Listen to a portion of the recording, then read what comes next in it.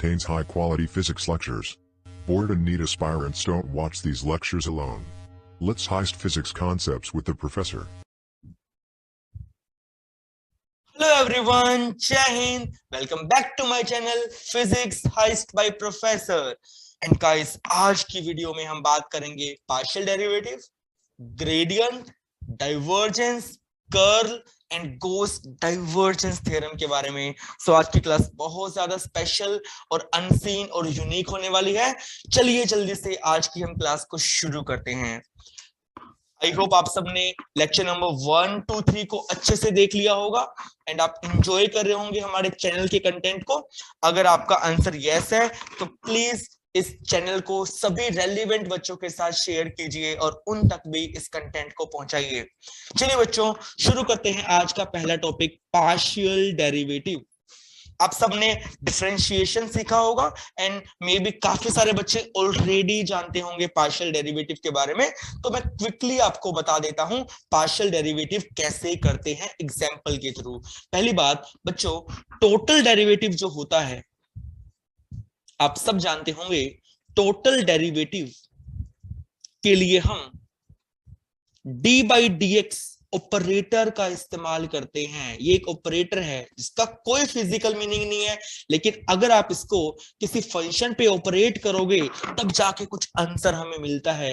इसको हम क्या रीड करते हैं, total derivative of y with respect to x, जहां पे बच्चों डी बाई डी एक्स जो है वो एक डिफरेंशियल ऑपरेटर है। ठीक है बच्चों, ये एक डिफरेंशियल ऑपरेटर है किसका, टोटल डेरिवेटिव का।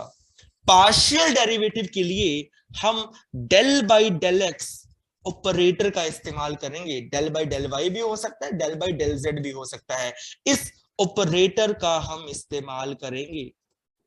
ठीक है, मान लीजिए आपने काफी सारे प्रॉब्लम अपने कोर्स में सोल्व करे होंगे। सपोज मुझे डी बाई डी एक्स निकालना है दो फंक्शन का, y और z का, और बच्चों y और z x पे डिपेंड कर सकते हैं। तो आपने u इंटू वी रूल सीखा होगा, मल्टीप्लीकेशन रूल सीखा होगा। y as it is derivative of z with respect to x plus में z as it is derivative of y with respect to x। इसको हम टोटल डेरिवेटिव बोलते हैं। लेकिन पार्शियल डेरिवेटिव में जिसके रिस्पेक्ट में होगा उसी टर्म का डेरिवेटिव होगा, बाकी सबको कांस्टेंट ट्रीट करना है। फॉर एग्जांपल मेरे पास है एक्स स्क्वायर का पार्शियल डेरिवेटिव, तो एक्स के रिस्पेक्ट में है और चूंकि एक्स का ही फंक्शन है तो इसको मैं आराम से नॉर्मली डील कर सकता हूं, जैसे मैं टोटल डेरिवेटिव को डील करता था, एक्स स्क्वायर का 2x, बात खत्म। लेकिन मान लो बच्चों डेल बाई डेल एक्स मैं निकालूं y का, ठीक है, बट y x पे डिपेंडेंट नहीं है, y एक अलग वेरिएबल है, तो वो 0 बन जाएगा। ठीक है बच्चों, मान लो मुझे निकालना हो del by del x x into y का, तो चूंकि y कांस्टेंट होगा तो मैं कांस्टेंट को बाहर कर सकता हूं। अब ये बन जाएगा del by del x of x, and what is del x by del x, ये बच्चों 1 बनेगा, बिकॉज x के रिस्पेक्ट में होगा तो हम डेरिवेटिव 1 कर देंगे, तो y इंटू 1 ये अपना y बन जाएगा। सपोज आपको निकालना हुआ del by del x of log x e to the power y and sin z, तो चूंकि ये पार्शियल डेरिवेटिव है x के रिस्पेक्ट में, तो y की टर्म और z की टर्म क्या हो जाएगी, कांस्टेंट हो जाएगी। उसको मैं बाहर ले लूंगा, e to the power y sin z, and x की टर्म का ओनली x के रिस्पेक्ट में हम डिफरेंशिएशन करेंगे, वो क्या बन जाएगी बच्चों, e to the power y sin z and log x का 1/x। आई होप आपको क्लियर हो गया होगा। This is a small idea about partial derivative and I guess आप में से मोस्टली बच्चे जानते होंगे पार्शियल डेरिवेटिव के बारे में। चलिए मैं थोड़ा सा आगे बढ़ता हूं बच्चों। मान लीजिए मैं एक और प्रॉब्लम में सोल्व करता हूं। सपोज मुझे डेल बाई डेल जेड निकालना है, x square y square and z की पावर 3 का, तो क्या होगा बच्चों, एक्स स्क्वायर वाई स्क्वायर बाहर चला जाएगा, बिकॉज जेड के रिस्पेक्ट में पार्शियल डेरिवेटिव है, ओनली जेड पे डिपेंडिंग टर्म का होगा, del by del z of z cube, and यहां से आपको आंसर मिल जाएगा x square y square z cube का 3z square, and the answer will become 3x square y square z square, right. चलिए, आज थोड़ा सा गला खराब है एंड मेरे डॉक्टर ने मुझे स्ट्रिक्टली मना किया है बोलने से, बट मैं खुद को रोक नहीं पा रहा लेक्चर रिकॉर्डिंग करने से, बिकॉज ऑलरेडी 3 से 4 दिन हो गए हैं वीडियो अपलोड किए, that's why I am recording. चलिए बच्चों, तो ये मैंने आपको थोड़ा सा आइडिया दे दिया किसके बारे में, पार्शियल डेरिवेटिव के बारे में। अब मैं आपको डेल ऑपरेटर की बात करता हूं, ठीक है बच्चों, डेल ऑपरेटर की बात। ये एक वेक्टर ऑपरेटर है, पहली बात, ठीक है बच्चों, ये एक वेक्टर ऑपरेटर है, बेसिकली वेक्टर डिफरेंशियल ऑपरेटर है, मुझे इसको वेक्टर डिफरेंशियल ऑपरेटर बोलना चाहिए। तो आज काफी सारी बातें नहीं होने वाली है, और मैं चाहता हूं बच्चों तुम इन सारी बातों को समझो और समझ के नोट करो, ठीक है।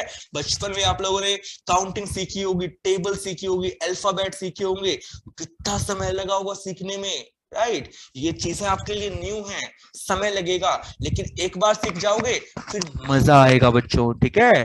तो ये वेक्टर डिफरेंशियल ऑपरेटर है, और ये अलग अलग कोऑर्डिनेट सिस्टम में अलग अलग ओपन होता है। हमारे लिए सबसे ज्यादा इंपॉर्टेंट कार्टेशियन कोऑर्डिनेट में होगा। तो बच्चों, इस डेल ऑपरेटर को अगर मैं कार्टेशियन ऑपरेटर में खोलूंगा, कार्टेशियन कोऑर्डिनेट में ओपन करूंगा, तो ये बनेगा I cap del by del x, ये पार्शियल डेरिवेटिव है with respect to x, plus J cap del by del y plus K cap del by del z. ये छोटी सी बात आप लोग अपने दिमाग में सेव रखेंगे कि ये डेल ऑपरेटर है, ठीक है बच्चों। What is this? ये partial derivative with respect to x का ऑपरेटर है, और इसको मैंने वेक्टर ऑपरेटर क्यों बोला? यू कैन सी यहाँ पे आई कैप, जे कैप और के कैप लगे हुए हैं, ठीक है। और फ्यूचर वाली क्लासेस के अंदर आपको मैं इस डेल ऑपरेटर को प्लेन पोलर कोऑर्डिनेट में, सिलेंड्रिकल पोलर कोऑर्डिनेट में और स्फेरिकल पोलर कोऑर्डिनेट में भी लिखना सिखाऊंगा। बहुत ज्यादा काम आता है, आई एम टेलिंग यू।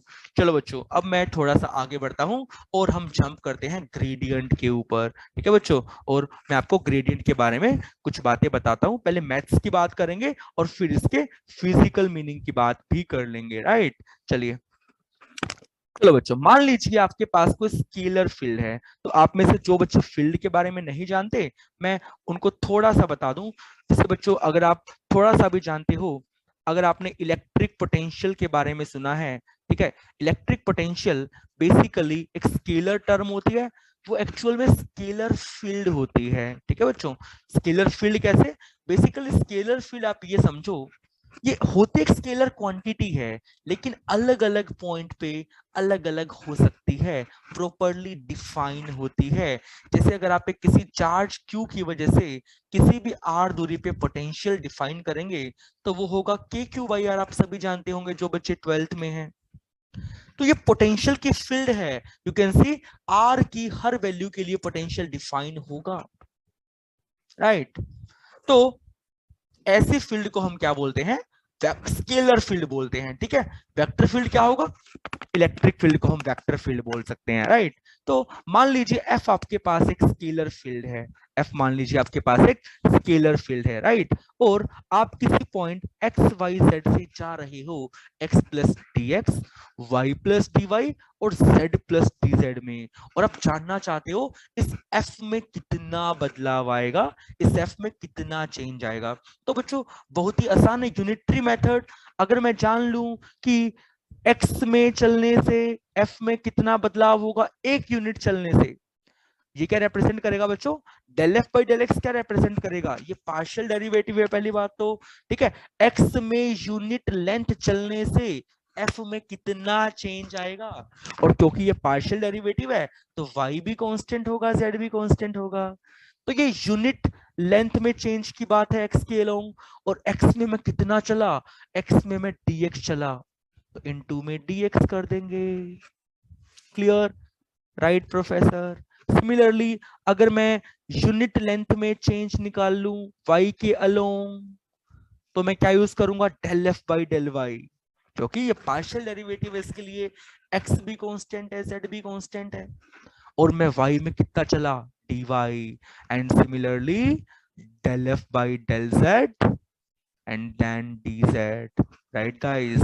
अब इसको मैं ऐसे भी तो लिख सकता हूं, del f by del x I cap plus del f by del y J cap plus del f by del z K cap and dot dx I cap plus dy j cap plus dz K cap. समझ गए?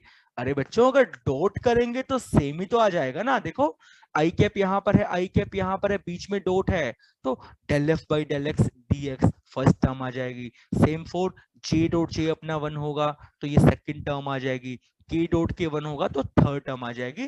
तो मैं इसको ऐसे भी तो लिख सकता हूँ, राइट प्रोफेसर? बिल्कुल लिख सकते हैं। अब देखो बच्चों ये क्या बन जाएगा, ये बनेगा I cap del by del x plus J cap del by del y. इसको मैं थोड़ा सा और रीअरेंज कर रहा हूं, k cap del by del z acting on f dot, ये क्या बन जाएगा बच्चों, यू कैन सी ये dx I cap plus dy j cap plus dz k cap dl vector है। एंड व्हाट इज दिस बच्चों, ये तो अभी हमने डिफाइन किया था कि डेल ऑपरेटर है कार्टेशियन कोऑर्डिनेट में, तो क्या बन जाएगा, ये del operator acting on f dot dl, right. और इसी को बच्चों, इसी को del operator acting on any scalar field, इसी को बोलते हैं gradient of a scalar field. ठीक है, अगर मैं आपसे थोड़ी सी एडिशनल बात करूं जो कि हमारे काम भी आएगी, सोचो बच्चों ये एक वेक्टर ऑपरेटर है ना, डेल एक वेक्टर ऑपरेटर है, इसको मैं डायरेक्टली किसी स्केलर नंबर पे ऑपरेट कर सकता हूं, स्केलर फंक्शन पे ऑपरेट कर सकता हूं, एग्जैक्टली कर सकता हूं। और क्योंकि ये वेक्टर है तो मैं इस वेक्टर की डॉट भी कर सकता हूं किसी वेक्टर फील्ड के साथ, और क्रॉस भी कर सकता हूं। यही तीन चीजें ही तो पॉसिबल होंगे ना। लेकिन मैं ऐसा तो बिल्कुल भी नहीं कर सकता कि डेल डॉट कर दूं किसी स्केलर के साथ, स्केलर के साथ तो डॉट नहीं होती है ना, राइट। तो ये कभी भी पॉसिबल नहीं होगा। इसको मैं बोलूंगा ग्रेडियंट, इसको बच्चों में बोलूंगा डाइवर्जेंस, इसको मैं बोलूंगा कर्ल। ठीक है, और आप लोग देख सकते हैं ग्रेडियंट स्केलर फील्ड का होगा हमेशा। ठीक है बच्चों, और आंसर हमेशा क्या आएगा, वेक्टर आएगा, क्योंकि देखो आई cap J cap K cap लगे हैं। और डेल डॉट ए को मैं बोलूंगा डाइवर्जेंस, और डाइवर्जेंस एक वेक्टर फील्ड का होगा, बट चूंकि दो वेक्टर्स की डॉट क्या होती है, स्केलर, आंसर हमेशा स्केलर आएगा। ये बातें हम करेंगे तो परेशान नहीं होना कि प्रोफेसर क्या बोल रहे हैं, इट विल बी क्लियर। मैं आपको एक क्विक आइडिया दे रहा हूं कौन से ऑपरेशन पॉसिबल हैं। डेल क्रॉस से दो वेक्टर की क्रॉस, आपको वेक्टर मिलेगा। तो बच्चों कर्ल हमेशा एक वेक्टर का होगा और आंसर भी वेक्टर होगा। ठीक है, चलिए तो अब मैं जल्दी से आपको बताता हूँ gradient of a scalar field है ना बच्चों, ग्रेडियंट हमेशा स्केलर फील्ड का होगा और वो आंसर क्या होगा, एक वेक्टर फील्ड होगा। आपको मैं एग्जांपल भी दूंगा, है ना। चलिए, तो किसी भी फंक्शन में, ठीक है बच्चों, किसी भी फंक्शन में या स्केलर फील्ड में अगर मुझे चेंज की बात करनी है तो मैं ग्रेडियंट उस फंक्शन का निकाल के डॉट कर दूंगा डीएल के साथ, राइट।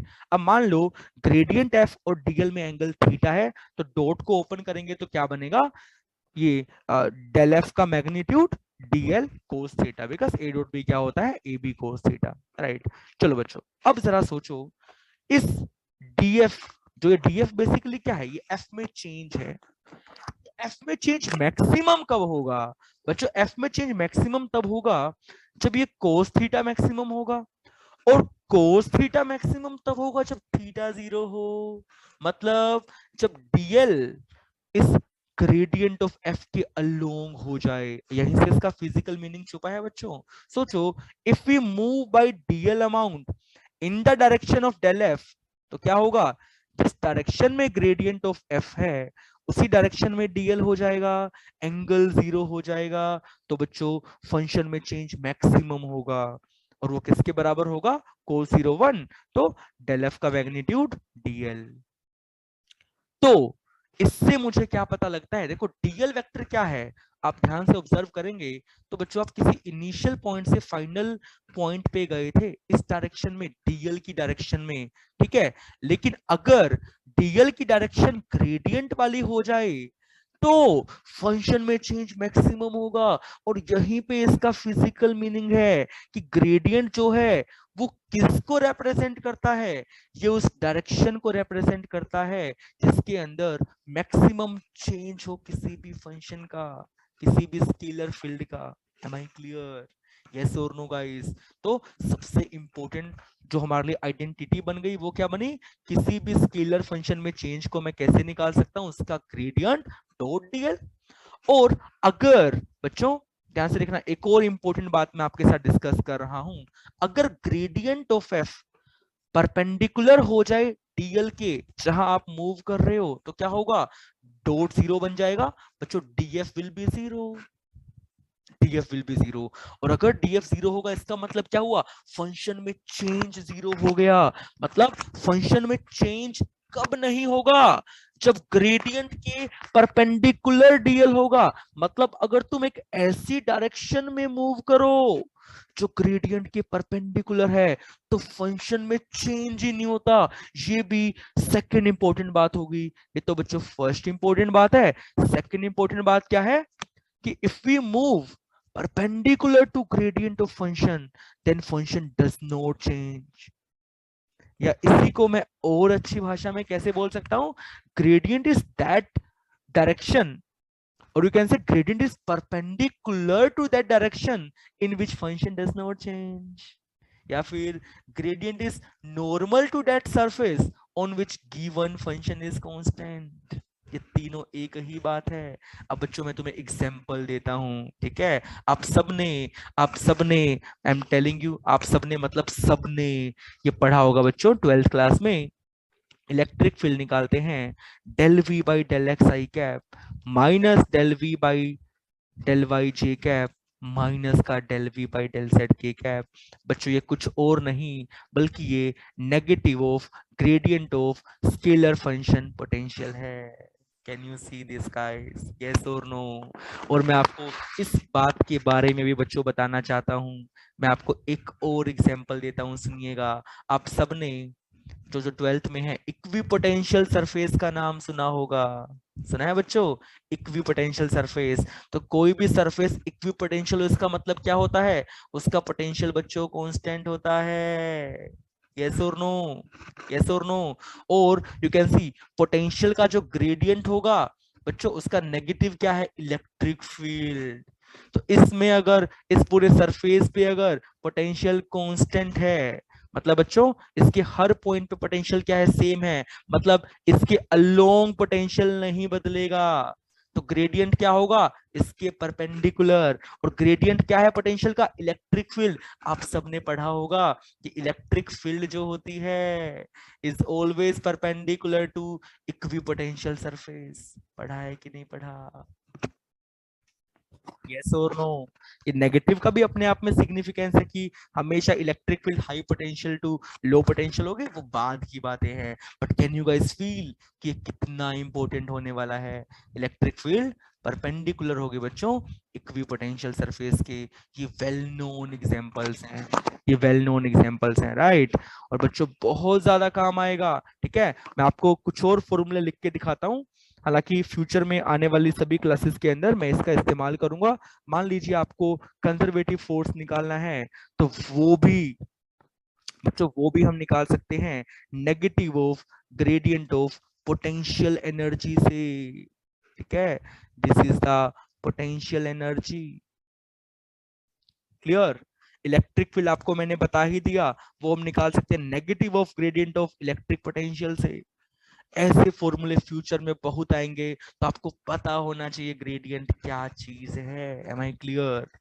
तो बच्चों आपको देखो, एक तो ये मैथमेटिकल फॉर्मूले के बारे में आइडिया होना चाहिए, इस फॉर्मूले के बारे में। आपको ग्रेडियंट का मीनिंग क्लियर होना चाहिए।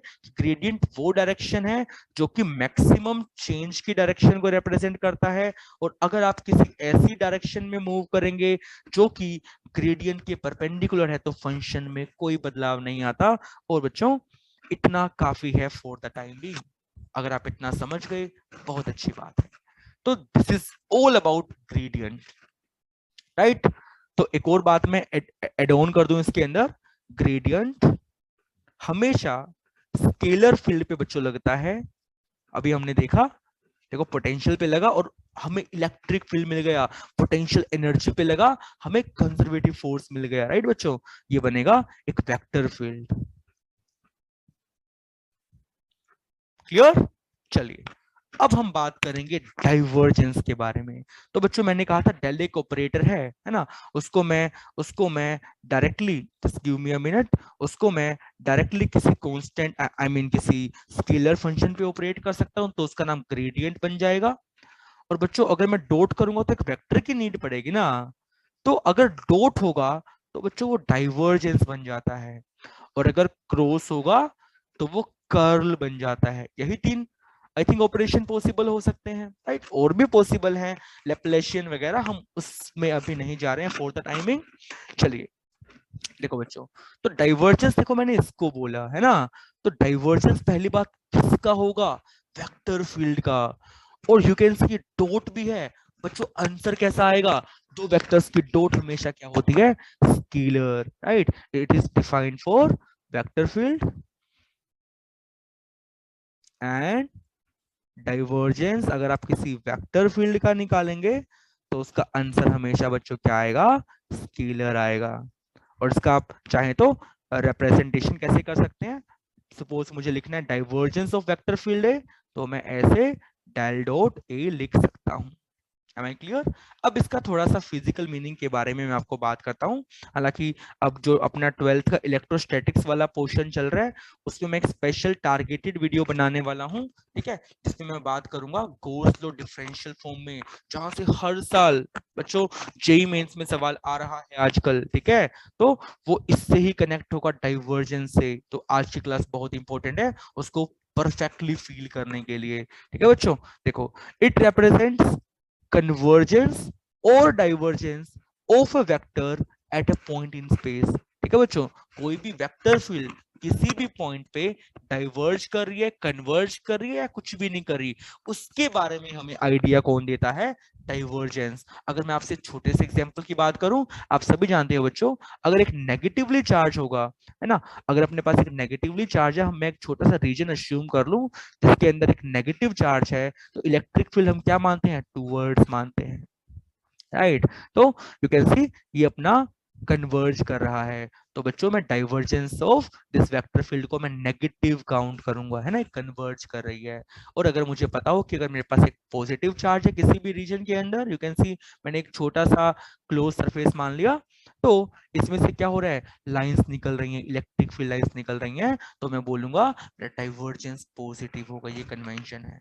मान लो बच्चों कांस्टेंट इलेक्ट्रिक फील्ड है अपना, तो अगर मैं कोई भी क्लोज सरफेस लूंगा उसमें से क्या होगा, ना तो ये कन्वर्ज कर रही है ना ही डाइवर्ज कर रही है, तो बच्चों डाइवर्जेंस क्या डिफाइन में कर दूंगा, जीरो। यहाँ पे डाइवर्ज कर रही थी, डाइवर्ज करेगी तो पॉजिटिव लेंगे बच्चों, कन्वर्ज करेगी तो नेगेटिव लेंगे, और अगर ना ही कन्वर्ज करे ना ही डाइवर्ज करे we will take zero, right.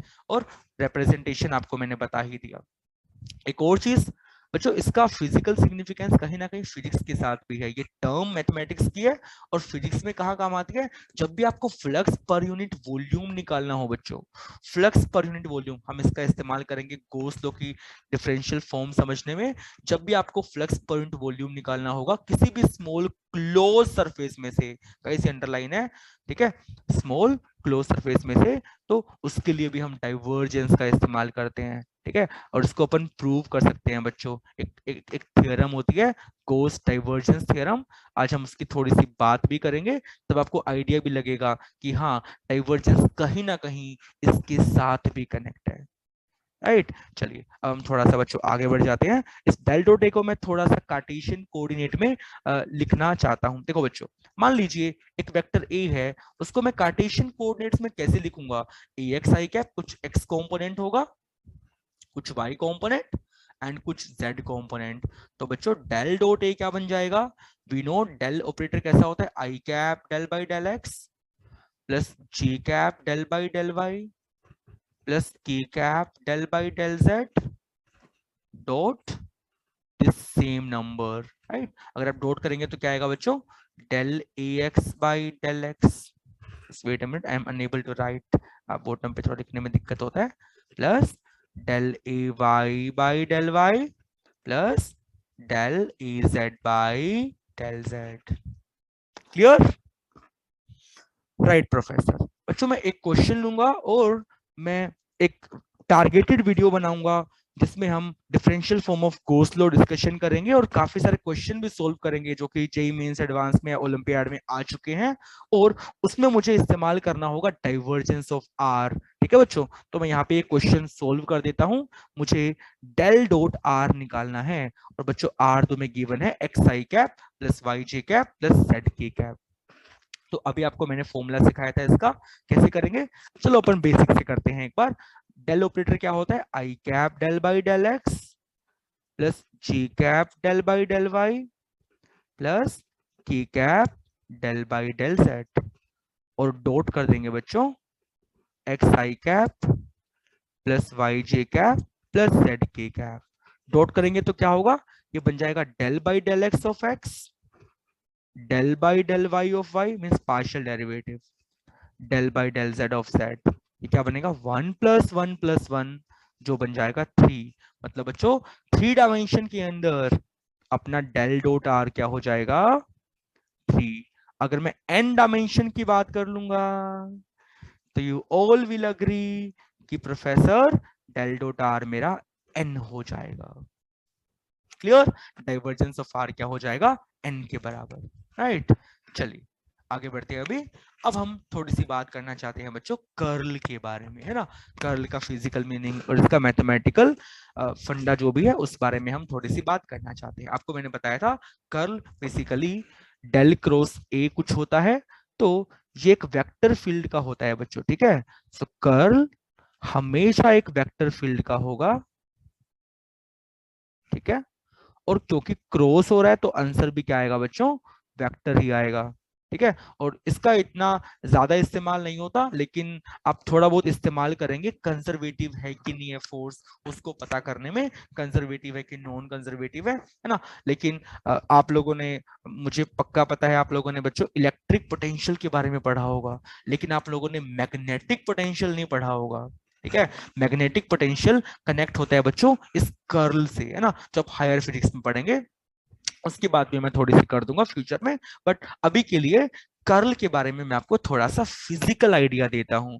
और मुझे लगता है कि आप लोगों ने कहीं ना कहीं ये वर्ड इरोटेशनल या कर्ल वाले वर्ड आपने फ्लूइड मैकेनिक्स में भी सीखे होंगे, आइडियल फ्लूइड की प्रॉपर्टी में।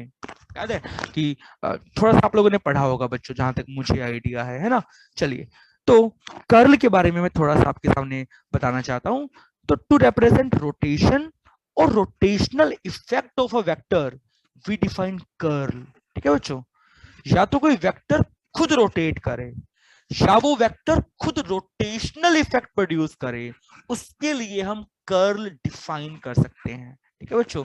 उसके लिए हम कर्ल डिफाइन कर सकते हैं, ठीक है। मैं आपको एक बड़ा ही प्रैक्टिकल एग्जांपल देना चाहता हूं।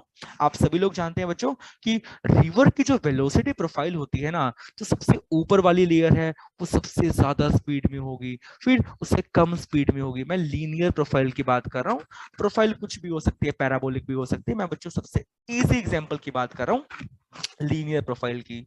तो अगर आप इसके अंदर एक रोड को बच्चों, अगर आप इसके अंदर एक रोड को छोड़ देंगे तो रोड क्या होगी बच्चों? रोड घूम जाएगी, बिकॉज यहाँ पे स्पीड ज्यादा है तो ये ज्यादा मूव करेगी इस साइड, है बच्चों। और ये यहाँ पे स्पीड कम है कंपैरेटिवली, ये कम मूव करेगी, तो इसके अंदर कुछ रोटेशनल इफेक्ट आ जाएगा।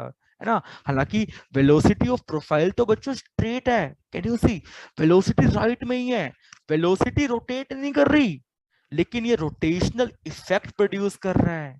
तो हम यहाँ पे कर्ल डिफाइन करेंगे। तो देखो मैंने इस बात को नोट भी करा है, here vector is not rotating, vector कौन सा है यहाँ पे, velocity, velocity is not rotating but still will define curl as it is producing rotational effect। तो जहां कहीं भी हमें रोटेशनल इफेक्ट ऑब्जर्व होगा वहां पर हम कर्ल का जिक्र कर सकते हैं। और बच्चों मैथमेटिकल फॉर्मूला आपके सामने है डेल क्रॉस ए, राइट। चलिए, तो मैंने आपको बता ही दिया, it is defined for vector field end of course answer will be cross है बच्चों, तो वेक्टर ही होगा ना, answer will be vector field.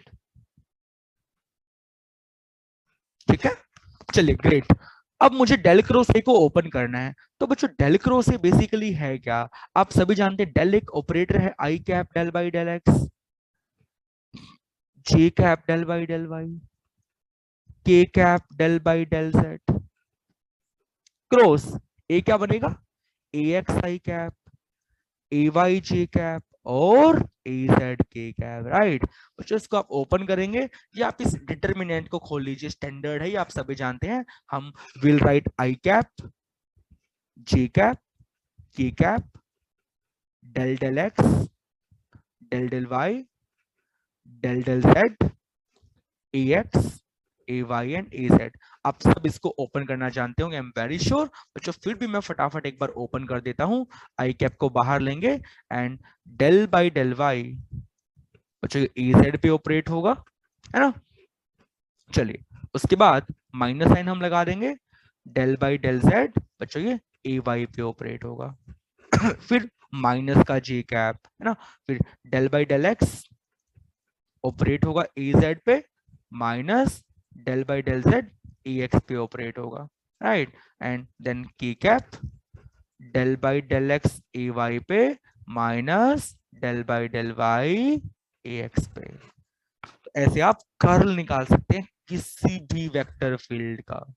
I hope it is clear. और बच्चों हमें कहाँ पे काम आएगा, ये आप वर्क डन वाले चैप्टर में बहुत इस्तेमाल करने वाले हैं, कि अगर किसी भी वेक्टर फील्ड का कर्ल 0 हो जाए बच्चों, वो वेक्टर फील्ड इरोटेशनल होगी या कंजर्वेटिव होगी, हम बहुत इस्तेमाल करेंगे, ठीक है, कंजर्वेटिव होगी, ठीक है बच्चों।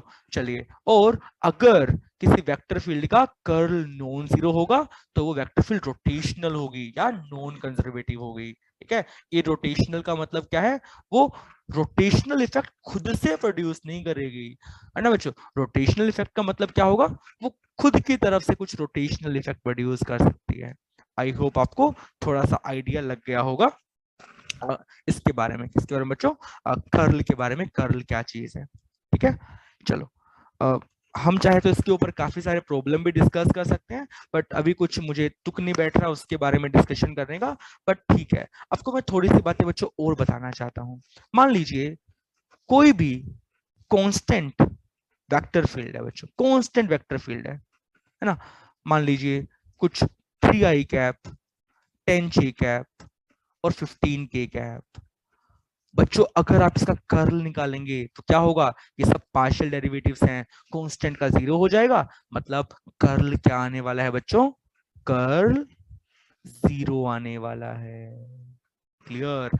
नंबर 2 बच्चों, कुछ वेक्टर फील्ड ऐसी होती हैं, कुछ वेक्टर फील्ड ऐसी होती हैं जो जिसका फंक्शन होना उसी डायरेक्शन में वेरी करती है। फॉर एग्जाम्पल मान लीजिए कोई अपनी वेक्टर फील्ड v है, वो x का फंक्शन है और बच्चों x के अलोंग ही वेरी कर रही है ना।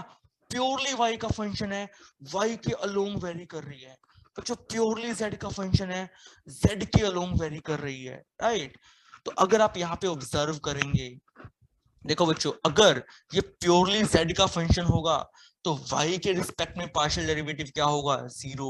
अगर ये प्योरली y का फंक्शन होगा, z के रिस्पेक्ट में पार्शियल डेरिवेटिव क्या होगा, 0। तो सब के सब पार्शियल डेरिवेटिव 0 बन जाएंगे।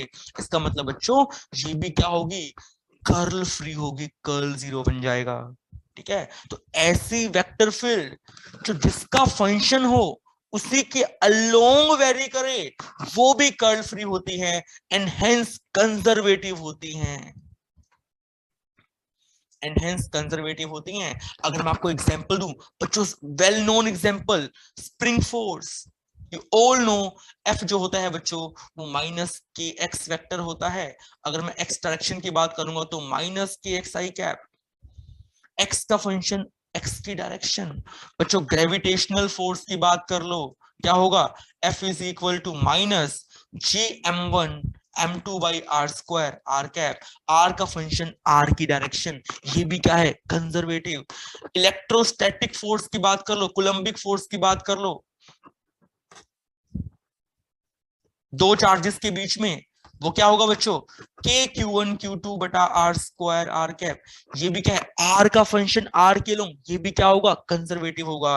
तो ये चीजें आपको बहुत ही क्विकली एग्जाम में चेक करने में हेल्प करेंगी कि ये वेक्टर फील्ड कंजर्वेटिव है कि नहीं है। So curl is so important, right. चलिए बच्चों अब हम थोड़ी सी बात कर लेते हैं, लास्ट बात, हालांकि इतनी ज्यादा आपके ये यूज में नहीं आएंगे बट फिर भी मैं इससे कुछ ना कुछ आपको एक अच्छे लेवल का कंटेंट डिलीवर करूंगा आने वाली इलेक्ट्रिसिटी मैग्नेटिज्म की क्लासेस के अंदर। तो मैंने प्लान कर रखा है, तो बच्चों मैं आपको स्टेटमेंट जल्दी से डिलीवर कर देता हूं गॉस डाइवर्जेंस थ्योरम की, गॉस डाइवर्जेंस थ्योरम की, ठीक है।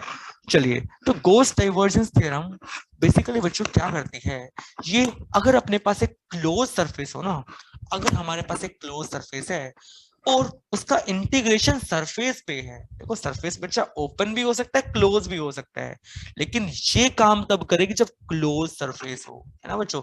स्फीयर हो सकता है, सिलेंडर हो सकता है, एनी रैंडम क्लोज सरफेस भी हो सकता है, ठीक है। ओपन सरफेस नहीं होना चाहिए, डिस्क नहीं हो बेटा, रिंग नहीं हो, है ना, उसकी बात मैं नहीं कर रहा। तो अगर क्लोज सरफेस हो और बच्चों क्लोज सरफेस इंटीग्रेशन हो, और आप लोग तो बहुत बार करते हो ना बच्चों, मान लो अगर मैं यहाँ पे ई डॉट डी एस कर दूंगा तो क्या होगा, ये अपना इलेक्ट्रिक फ्लक्स बन जाएगा, और अगर क्लोज सरफेस से निकालूंगा, ये तो हम बहुत बार करते हैं ना, तो जब भी क्लोज पे सरफेस इंटीग्रेशन होगा, क्लोज सरफेस पे इंटीग्रेशन होगा, उसको मैं वॉल्यूम इंटीग्रेशन में कन्वर्ट कर सकता हूं using this Gauss divergence theorem. तो फॉर्मूला क्या है बच्चों, ए मान लो कोई वेक्टर फील्ड है, if A is any vector field, तो इसका क्लोज सरफेस इंटीग्रेशन क्या बन जाएगा, डेल डॉट ए, ये बच्चों डाइवर्जेंस है, ठीक है, divergence of A D tau, बच्चों यहाँ पे वॉल्यूम एलिमेंट है, स्मॉल वॉल्यूम एलिमेंट, मतलब देखो हमने क्या कर दिया बच्चों, देखो डीएस छोटे से area, you can see area पे इंटीग्रेशन था, इसको मैंने वॉल्यूम पे इंटीग्रेशन में कन्वर्ट कर दिया। ये बहुत यूजफुल रहेगा, और काफी लंबे लंबे सवाल तो जी एडवांस वाले लाइक 8 से 9 लाइन में करते हैं यूजिंग दिस मेथड, बच्चों आप 2 से 3 लाइन में कर पाएंगे और अपना ह्यूज टाइम सेव कर पाएंगे। तो फ्यूचर वाली क्लासेस के अंदर मैं ये सब भी प्लान करूंगा।